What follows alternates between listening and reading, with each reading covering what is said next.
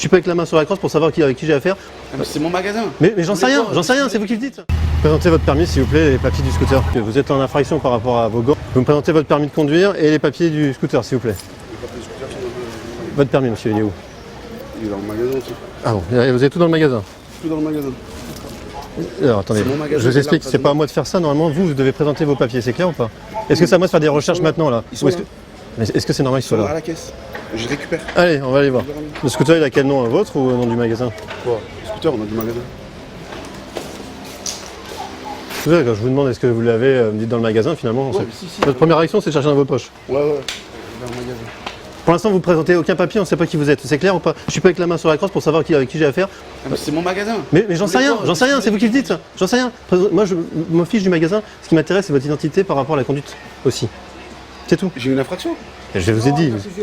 Vous circulez, vous changez pas de clignotant, vous changez de voie sans mettre de clignotant. Il marche pas le clignotant. Ah bah comment ça se fait? Parce que les fusibles ont pété. Bon, alors est-ce qu'on peut circuler avec un véhicule où les clignotants ne fonctionnent pas?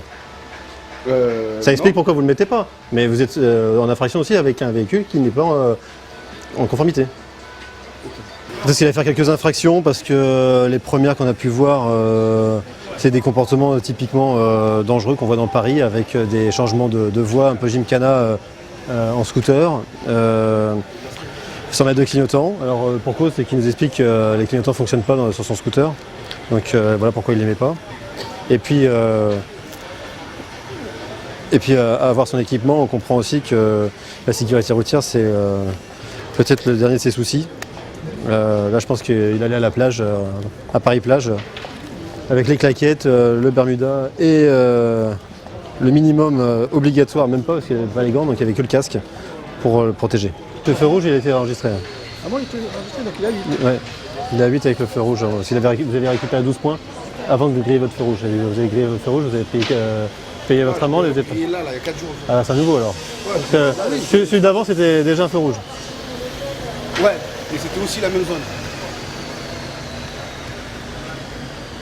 Je ne pas cher de votre permis si vous roulez tout le temps comme ça. Vous n'êtes pas le seul dans Paris à rouler comme ça, mais lorsque vous passez devant nous, on vous regarde rouler et que je regarde votre historique de solde de points, vous perdez beaucoup de points à chaque fois par des feux rouges, par des choses comme ça, quoi. Des clignotants. Non, mais je ne suis pas non plus chauffard incontrôlable, incontrôlé. J'ai pas brûlé le feu rouge, j'ai pas brûlé le feu rouge. Aujourd'hui, non. Non, j'ai pas brûlé le feu rouge. Il y a 4 jours. Voilà, mais là aujourd'hui, j'ai pas brûlé le feu rouge. Il n'y en a pas au niveau des chaussures, mais c'est pour vous, quoi. Ah. C'est pour vous. Ou alors vous perdez votre pied, ou alors vous avez une tenue adaptée et puis vous êtes protégé. Ah, ok, d'accord. On en arrive à devoir obliger les gens à mettre un casque et des gants, et bientôt ça sera une tenue complète ou des bottes. On va y arriver. Mais avant que ce soit obligatoire, est-ce que de vous-même, vous ne dites pas, si je tombe, qu'est-ce qui se passe? Est-ce que je vais être protégé avec mes tongs? Vous connaissez la réponse? Ah, oui. C'est ça qu'on vous dit. Le solde, il est de combien? Là, vous êtes à 8 points pour votre permis de conduire. Ouais, mais je perds pas de points là. Là, vous perdez des points avec le clignotant. Des gants, ça perd des points aussi. Donc là, vous mangez combien de points là? Vous en perdez 3, monsieur. 3 points aujourd'hui là. Ouais. Faites un stage de récupération de points parce que vous avez récupéré 4 points au stage. Vous êtes à 8, vous allez remonter à 12. Et puis là, avec les infractions que vous avez commises et ces derniers jours et aujourd'hui, ça va vite descendre.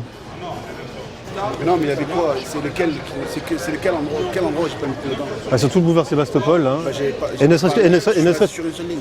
Non, vous dépassez les véhicules, vous changez de voie. Et ne serait-ce que pour tourner ici, rue du Cygne, quand vous tournez, c'est sans clignotant. Normal. Vous me dites qu'il ne fonctionne pas. Moi, je connais la réponse, mais bon. C'est un oubli. C'est pour ça que je viens vous remonter les bretelles, c'est pour ça que je vous sanctionne, mais pas à hauteur de vous faire perdre votre permis. Je suis en train de vous donner un dernier rappel là. Dire attention, ça part vite. Je vous l'ai dit ou pas? Ouais. Et je suis en train de vous dire, vous perdez 3 points. Normalement, c'est 3 points pour le changement de direction sans clignotant, c'est 1 point pour qu'on appelle ça pour les gants. Les dépassements par la droite, c'est aussi des points en moins, et ainsi de suite. Et je suis sûr que vous êtes assez intelligent pour comprendre que là, il va falloir faire un stage de récupération de points et de faire attention à vos clignotants, au feu, etc. Et je ne suis pas le seul à vous mettre en garde, puisque les dernières infractions vous ont fait comprendre que vous avez commises il y a quelques jours, vous ont fait comprendre que ça peut aller très vite. C'est un comportement relativement assez classique dans la circulation parisienne, dès qu'il commence à faire beau et chaud. On s'approche de l'été, les tenues s'allègent un petit peu, et puis les deux roues sont de plus en plus nombreux. Et pour beaucoup, c'est aussi seulement à cette période-là où ils conduisent en deux roues, donc il y a des mauvaises habitudes, des mauvais comportements qui s'instaurent directement. Alors pour ceux qui conduisent des deux roues avec une tenue aussi légère, clairement la moindre chute, la moindre collision serait dommageable pour eux physiquement. Ils pourraient se blesser au niveau de la jambe, au niveau du bras, au niveau des mains, même avec un casque ouvert comme ça. Donc, très souvent, même une petite chute qui pourrait se solder par seulement des dégâts matériels se solde souvent par des dégâts corporels aussi. Il est important avec des brûlures notamment. Allez, au revoir. Travaillez bien.